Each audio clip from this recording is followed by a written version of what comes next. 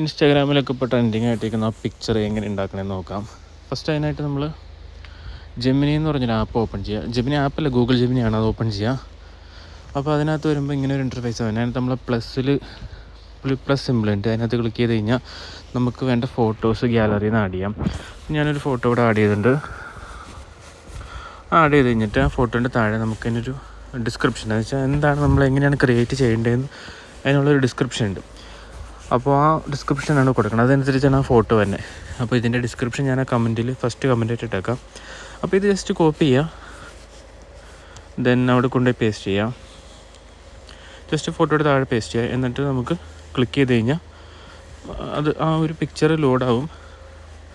കുറച്ച് സമയം എടുക്കും, ചിലപ്പോൾ ഡിപ്പെൻഡ്സ് ഓൺ നെറ്റ്വർക്കിൻ്റെ അനുസരിച്ച് കുറച്ച് സമയം എടുക്കും. ആ ഫോട്ടോ ജനറേറ്റ് ആയിട്ട് തന്നെയാണ് കാണിക്കുന്നത്. ഇതാണിപ്പോൾ ഫോട്ടോ ജനറേറ്റ് വന്നപ്പോൾ ഇതാണ്. നമുക്ക് ഇതിനകത്ത് ക്ലിക്ക് ചെയ്ത് കഴിഞ്ഞാൽ നമുക്ക് മേലെ അത് നമ്മുടെ ഗാലറിയിലേക്ക് ഫോണിലേക്ക് സേവ് ചെയ്യാനുള്ള ഓപ്ഷനും കിടക്കുന്നുണ്ട്. ജസ്റ്റ് ഫോട്ടോ സേവ് ചെയ്യുക, സെയിം ഇത്രേ ഉള്ളൂ കാര്യം.